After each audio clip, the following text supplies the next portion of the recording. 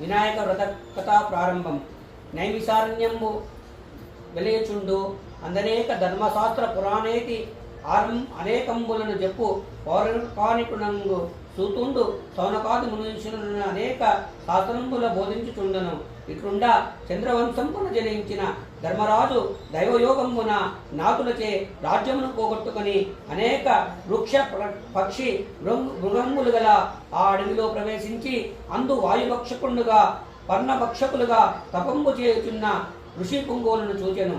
సూతిని వద్దకు పోయి భార్యానుజులతో ధర్మరాజు నమస్కరించి, మహానుభావా, విధివశంబున మేము నాతులచే రాజ్య సంపదను పోగొట్టుకుని మీ సన్నిధానమునకు వచ్చినాము.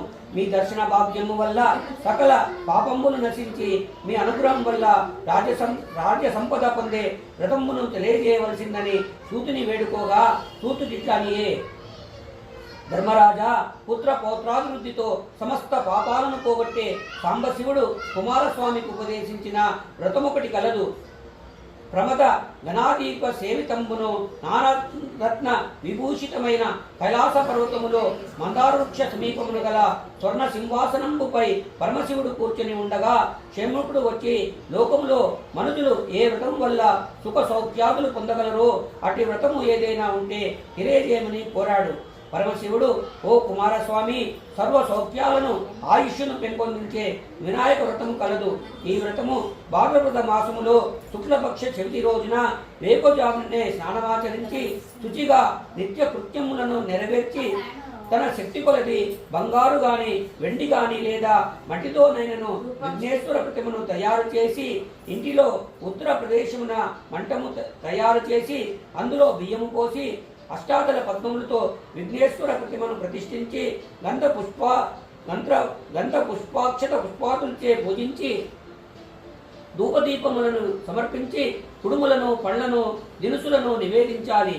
నృత్య గీతములతో పురాణ పఠనములతో గణపతి పూజ సమాప్తము గావించి యథాశక్తిగా విప్రులకు తాంబూల దక్షిణలిచ్చి బంధుగణములతో భక్ష్య భోజ్యాదులతో భుజింపవలెను. ఈ ప్రకారం ఎవరైతే చేస్తారో వానికి గణపతి వరప్రసాద ప్రభావం వలన మనోవాంఛగల కార్యములన్నీ సిద్ధించును. ఇందులో సందేహం లేదు.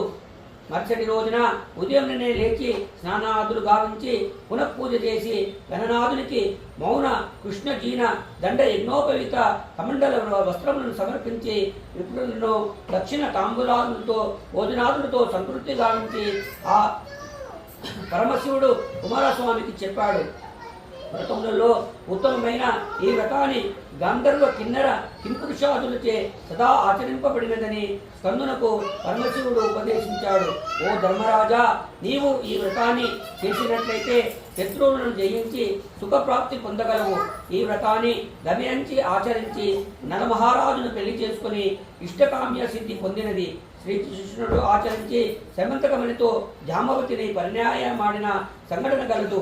సావధాన చిత్తుడపై ఆలకింపుము. చిత్రాజిత్తను మహారాజు సూర్య భగవానుని కరుణ వల్ల అత్యంత ప్రభావం గల శమంతకమణిని పొందాడు. శ్రీకృష్ణుడు ప్రజా సంక్షేమం కోరి శమంతకమణిని ఇవ్వమని శత్రాజిత్తుని కోరాడు. శత్రాజిత్తు ఇచ్చుటకు నిరాకరించాడు. శత్రాజిత్తు తమ్ముడు ఆ మణిని ధరించి వేట నిమిత్తము అరణ్యమునకు వెళ్ళాడు. ఆ మణిని ఒక సింహము చూచి శత్రాజిత్తుని తమ్ముని చంపి ఎత్తుకొని పోవచుండగా దారిలో జాంబవంతుడు సింహాన్ని హతమార్చి ఆ మణిని తన ఓనకు తీసుకుపోయాడు. జరిగిందొకటైతే అపవాదు భరించింది ఇంకొకరు. శ్రీకృష్ణుడే శమంతకమణిని ఆశపడి తన తమ్ముడిని చెప్పాడని శత్రాజిత్తు భావించాడు. ఈ విషయము లోకరక్షకుడైన శ్రీకృష్ణుడికి తెలిసి వినాయక చవితి రోజున క్షీరంలో చంద్రుడిని చూచుట వలన ఈ సంఘటన కలిగినదని తన అన్న బలరామునితో శ్రీకృష్ణుడు తెలియజేశాడు. ఆ రోజున చంద్రుడిని చూచుట వలన విపత్తులు రావడానికి కారణమేమిటని శ్రీకృష్ణుడిని బలరాముడు అడిగాడు. అన్నా, కైలాసంలో ఓ రోజున వినాయకుడు కుబ్జ రూపంలో ప్రకాశించుచుండగా అతనిని చూసి చంద్రుడు పకపకా నవ్వాడు. వినాయకుడు చంద్రుడిని చూసి, ఓరి విఘ్న, ఈ రోజు చవితి రోజున ఎవరైతే చూస్తారో వారికి అపవాదు కలిగి ఇబ్బందులు పాలవుదురుగాక అని శపించాడు. చంద్రుడు తన అపరాధమును మన్నించమని వేడుకోగా వినాయకుడు స్కందునకు శివాజీ ఇచ్చిన ఆజ్ఞ ప్రకారము భాద్రపద శుద్ధ చవితి రోజున నన్ను యథావిధిగా శక్తి కొలిది పూజించి వ్రతము చేసే వారికి సంభవించే అపవాదములు తొలగి శత్రుజయము పుత్ర పౌత్రాభివృద్ధి మోక్ష ప్రాప్తి కలుగునని చంద్రునకు చెప్పాడు. చంద్రుడు మొదలగు వారు ఆ వ్రతము చేసినారని కృష్ణుడు బలభద్రునితో చెప్పాడు. బలభద్రుడు తన పురంలో ఈ వ్రతము చేయించాడు. శ్రీకృష్ణుడు యథావిధిగా వ్రతము చేసి వినాయకునికి ప్రణామం చేసి జాంబవంతుని చెందుకుపోన అతడు శమంతకమునితో పాటు జాంబవతి అను కూతురును శ్రీకృష్ణునికి ఇచ్చి వివాహం చేసెను. శమంతకముని శత్రాజిత్తుని శ్రీకృష్ణుడు ఇచ్చాడు. శత్రాజిత్తు విషయాన్ని గ్రహించి నొచ్చుకొని తన కూతురు సత్యభామను కూడా శ్రీకృష్ణునికి ఇచ్చి వివాహం చేశాడు. వృతాసురుని హతంపునుంచి ఇంద్రుడును సీతాదేవి అన్వేషణ సమయమున శ్రీరాముడును భగీరథుడు గంగావతరణ సమయమున అమృతోత్పాదన సమయమున దేవదానవులు కుష్టి వ్యాధి నివృత్తి కోసము సాంబుడు ఈ వినాయక వ్రతం చేసినాడు. ధర్మరాజు ఈ వ్రతం చేసి శత్రువులను జయించి రాజ్య సంపదను పొందాడు. వినాయక వ్రతం చేయటం వలన ఇష్టకామ్యమును సిద్ధించుట చేత గణేశుడు వినాయకుడిగా ప్రసిద్ధి పొందాడు. విద్యారంభ కాలమున పూజించిన విద్యాలాభం కలుగును. పుత్రార్థ కామములు పుత్రార్థములు పడయును. కన్యలు పూజించడం వలన చక్కని భర్తను, ముత్తైదువులు పూజించడం వలన నిత్య సౌభాగ్యమును పొందుదురు. విధవ పూజించడం వలన మరే జన్మమందు వైదవ్యమును పొందరు. కావున ఈ వ్రతము బ్రాహ్మణ, క్షత్రియ, వైశ్య, శూద్రులు యథావిధిగా ఆచరించినచో శ్రీ గణపతి కరుణాకటాక్షములను సకలైశ్వరులను పొంది సుఖముగా నుందురుగాక. సర్వులు చేయదగిన ఈ వ్రతము ఈ వినాయక వ్రతము. వినాయక వ్రత కథ సమాప్తము. ఓం శ్రీ సిద్ధి వినాయక స్వామినే నమః. చిత్రం మర్చాదయామి, చామరం వీజయామి, నృత్యం దర్శయామి, గీతం శ్రావయామి, అశ్వానారోహయామి, గజానారోహయామి, ఆందోళికానారోహయామి.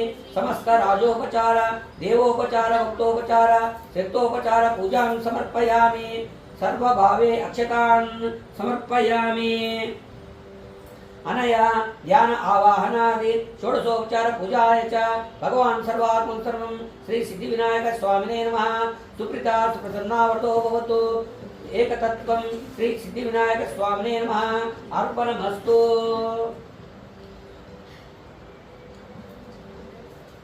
ఇది ఆరతిస్తారమ్మా అందరూ పాడురమ్మా.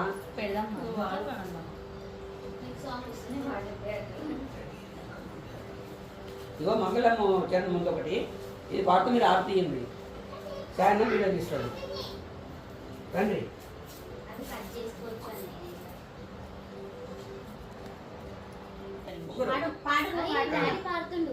శ్రీ బొజ్జ గణపయ్య నీ బంటు నేనయ్యా, ఉండ్రాల మీదికి దండు పంపు కమ్మని నెయ్యున్ కడుముద్ద పప్పున్ బొజ్జ విరగ దినచో పొరులు కొనుచో. జయ జయ మంగళం నిత్య శుభమంగళం. వెండి పల్లెములోన 1000 ముత్యాలు కొండలుగా నీలములు కలయబోసి మెండుగను హారములు మెడ నిండ వేసుకొని దండిగ నీకిత్తు ఘనహారతి. జయ జయ మంగళం నిత్య శుభమంగళం. శ్రీమూర్తి వ్యంజునకు చిన్మయానందునకు బాసురోతునకు శాశ్వతునకు సోమార్క నేత్రునకు సుందరాకారునకు కామరూపునకు శ్రీ గణనాథునకు జయ జయ మంగళం నిత్య శుభమంగళం. ఏకదంతంబును ఎల్లగడవదనంబు బాగైన తొండంబు కడుపు జోడైన మూషికము సారథి నొక్కాడుచు భవ్యముగా దేవ గణపతికి నిపుడు. జయ మంగళం నిత్య శుభమంగళం. చెంగల్వ చాలంటి చెలరేగు గన్నేరు తామర గన్నేరు తంగేడు తరచుగాను పుష్పభారతులను తెచ్చి నిపుడు. బహుబుద్ధి గణపతికి బాగుగాను. జయ మంగళం నిత్య శుభమంగళం.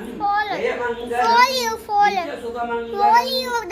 గణేష్ మహారాజ్ కే జై. బోలో గణేష్ మహారాజ్ కే.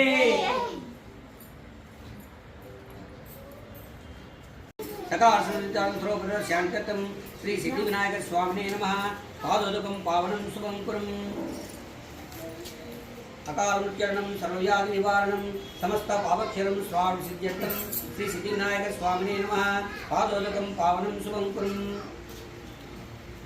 అకాలముచ్చరణం సర్వవ్యాధి నివారణం సమస్త పాపక్షరం స్వామిసిద్ధ్యర్థం శ్రీ సిద్ధివినాయక స్వామినే నమః. పాదోదకం పావనం శుభం.